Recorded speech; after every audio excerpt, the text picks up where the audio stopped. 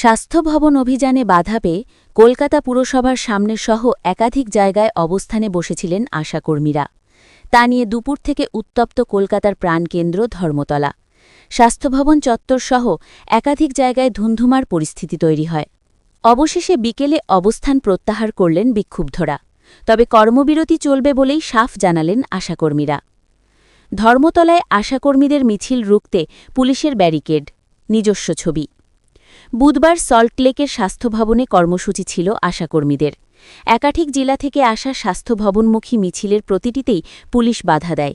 তা উপেক্ষা করে এগিয়ে চলেন বিক্ষোভকারীরা। কোথাও কোথাও রাস্তা অবরোধ করেন। তবে পরিস্থিতি বেশি উত্তপ্ত হতে শুরু করে কলকাতায় মিছিল প্রবেশের পর। বিশেষত শিয়ালদহ থেকে ধর্মতলার দিকে যাওয়া মিছিলকে এসএন ব্যানার্জি রোডে পুলিশ ব্যারিকেড দিয়ে আটকাতে চাইলে ধুন্ধুমার পরিস্থিতি তৈরি হয়। আশাকর্মীদের সঙ্গে সংঘর্ষে বাধে মহিলা কনস্টেবলদের। কয়েকজনকে সেখান থেকে প্রিজন ভ্যানে তুলে নিয়ে যাওয়া হয়। মিছিল কোনোক্রমে স্বাস্থ্যভবন চত্বরে পৌঁছতেই ফের পুলিশি বাধার সম্মুখীন হন আশাকর্মীরা।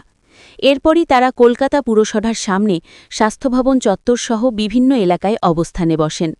পরবর্তীতে আশাকর্মীদের ৫ প্রতিনিধির সঙ্গে বৈঠক করেন স্বাস্থ্য দপ্তরের কর্তারা।